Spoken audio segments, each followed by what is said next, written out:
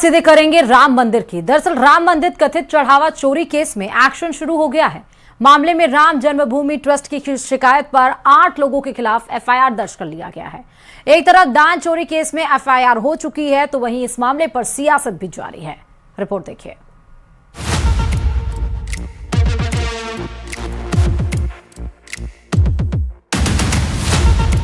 राम मंदिर कथित दान चोरी केस में बड़ी कार्रवाई हुई। मामले में 8 से ज्यादा लोगों के खिलाफ एफआईआर हुई। एसआईटी की शुरुआती रिपोर्ट सौंपने के बाद एफआईआर दर्ज की गई। राम जन्मभूमि ट्रस्ट की शिकायत पर टिन्नू यादव, लवकुश मिश्रा, अनुकल्प मिश्रा पर एफआईआर दर्ज की गई। कथित चंदा चोरी मामले में एफआईआर दर्ज कर ली गई है। एक और एसआईटी की जांच चल रही है। दूसरी ओर राजनीति। इस बीच अखिलेश यादव ने काग भुसुंडी की चांदी की मूर्ति चोरी होने का दावा किया और उसे मंदिर से जुड़े लोगों ने गलत करार दिया। कार सेवक पुरम स्थित भरत कुटी मंदिर के पुजारी का कहना है कि काग भुसुंडी की प्रतिमा की सुरक्षित है और उसकी पूजा की जा रही है। काग भुसुंडी जी कहीं नहीं गए हैं, काग भुसुंडी जी कहीं गायब नहीं है। काग भुसुंडी जी श्री राम के मंदिर में, श्री राम जहाँ पे विराजमान है वहीं पे काग भुसुंडी जी भी विराजमान है। देखिए, आरोप लगाने का आप कुछ भी लगा सकते हैं। ट्रस्ट के पास जो भी आपने दिया है सब सुरक्षित यथास्थान पे रखा गया है, जो कि आपको समय लगने पर पता चल जाएगा। जब काग भुसुंडी जी को भारद्वाज जो थी उन्होंने दान दिया था, तब से वो राम मंदिर में 3 महीने रहे, विराजमान रहे, और उसके बाद फिर उनको यहाँ पे लाके रख दिया गया। कार से ऊपर उनको जो प्राचीन मंदिर है उसमें काग भुसुंडी जी की प्रतिमा को लाके रखा गया। तब से नित्य पूजा अर्चना काग भुसुंडी जी की, साथ में भगवान श्री राम जी की भी होती है। इधर मामले की जांच के बाद विश्व हिंदू परिषद के राष्ट्रीय महामंत्री मिलिंद परांडे ने अयोध्या पहुंचकर राम मंदिर ट्रस्ट के तीर्थ क्षेत्र भवन में बैठक की।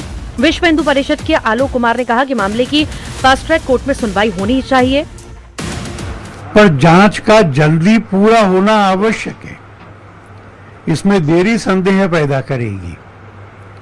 जांच पूरी होकर के फास्ट ट्रैक कोर्ट में चालान जाए, रोज रोज की सुनवाई हो। हमको संतोष होगा अगर 4-5 महीने में कोर्ट का निर्णय आकर के दोषी लोग सलाखों के पीछे भेज दिए जाएं। यही इसका उचित प्रायश्चित है। उधर आम आदमी पार्टी के नेता संजय सिंह ने जमीन खरीद से जुड़े दस्तावेज एसआईटी को सौंपे, जिसमें 2 करोड़ की जमीन, 18.5 करोड़, 3 करोड़ की जमीन, करीब 24 करोड़ और 9 करोड़ की जमीन करीब 55 करोड़ में खरीदने का दावा किया।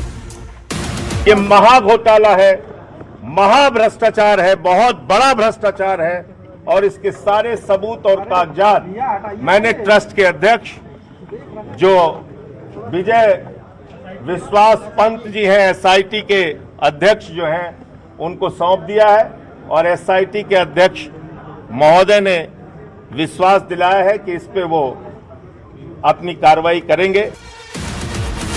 राम मंदिर से किसने चुराया दान, एसआईटी इसकी पड़ताल कर रही है। मामले में एफआईआर भी दर्ज कर ली गई। इस बीच सियासत भी जारी है। Bureau report, news. देश आज आपातकाल की बरसी को याद कर रहा है और इसी बीच एनसीईआरटी की नई सामाजिक विज्ञान की किताब भी चर्चा में है। क्लास 9वीं की नई किताब में पहली बार 1975 की इमरजेंसी पर पाठ शामिल किया गया है, जिसमें इसके कारणों, घटनाक्रम और लोकतंत्र पर पड़े प्रभावों को समझाया गया है। वहीं किताब में भारतीय ज्ञान परंपरा को भी प्रमुखता देते हुए चारों वेद, ऋग्वेद, यजुर्वेद, सामवेद और अर्थवेद को भी शामिल किया गया है। रिपोर्ट देखिए।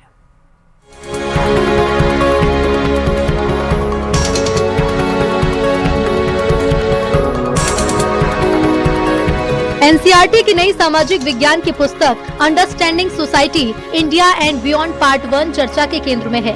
क्लास 9 के छात्रों के लिए तैयार की गई इस किताब में पहली बार 1975 की इमरजेंसी को सिलेबस का हिस्सा बनाया गया है। किताब में 25 जून 1975 को तत्कालीन प्रधानमंत्री इंदिरा गांधी की सलाह पर लगाए गए आपातकाल को भारतीय लोकतंत्र का सबसे विवादास्पद दौर बताया गया। छात्रों को ये भी पढ़ाया जाएगा कि आपातकाल क्या होता है और भारतीय संविधान में इसके कितने प्रकार निर्धारित हैं। नए अध्याय में जेपी आंदोलन, बढ़ती महंगाई, राजनीतिक अस्थिरता और विपक्षी आंदोलन को इमरजेंसी के प्रमुख कारण के रूप में शामिल किया गया। साथ ही इलाहाबाद हाईकोर्ट के उस ऐतिहासिक फैसले का जिक्र भी है जिसमें इंदिरा गांधी का चुनाव अमान्य घोषित किया गया था। किताब में ये भी बताया गया कि जनवरी 1977 में चुनाव कराने की घोषणा की गई और मार्च 1977 में आपातकाल समाप्त हो गया। आजादी के उपरांत भारत की जीवन में सबसे बड़ा दुर्भाग्यपूर्ण घटना हुई थी। इमरजेंसी के नाम पे संविधान को परिवर्तन किया गया था।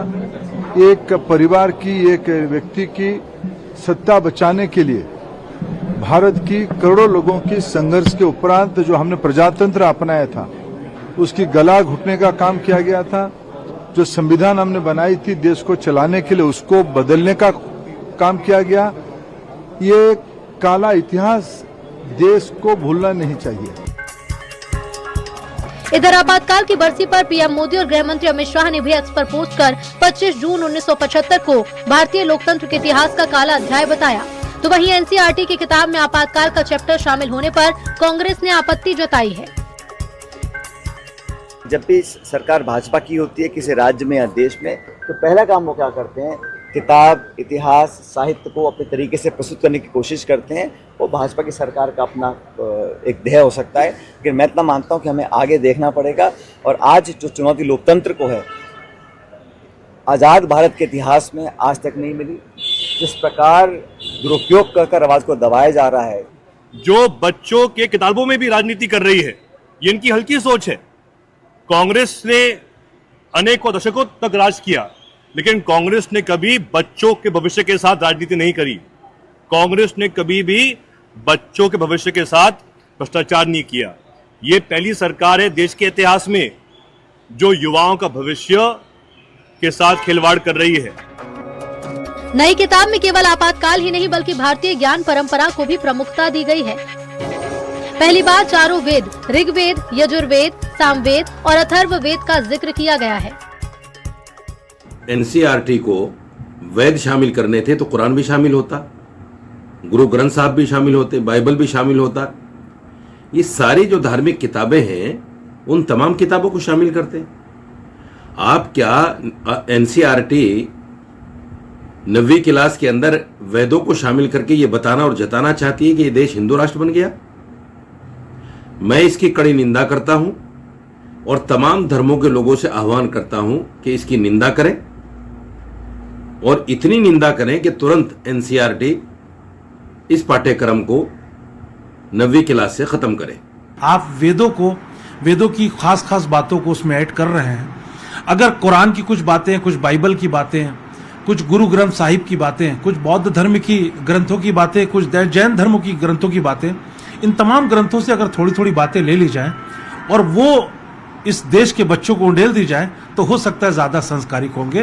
किसी धर्म विशेष की किताब डालकर कहीं ना कहीं आप सभी धर्मों की अनदेखी कर रहे हैं, जो कि धर्मनिरपेक्षता और संविधान दोनों के खिलाफ है। एक तरफ इमरजेंसी जैसे ऐतिहासिक और राजनीतिक रूप से संवेदनशील विषय को सिलेबस में शामिल किया गया, तो दूसरी तरफ भारतीय ज्ञान परंपरा और महिला सशक्तिकरण जैसे विषयों को भी प्रमुखता दी गई है। ऐसे में नई एनसीईआरटी पुस्तक केवल इतिहास पढ़ाने तक सीमित नहीं दिखती, बल्कि छात्रों को लोकतंत्र, संविधान और भारतीय विरासत की व्यापक समझ देने की दिशा में एक बड़ा कदम मानी जा रही है।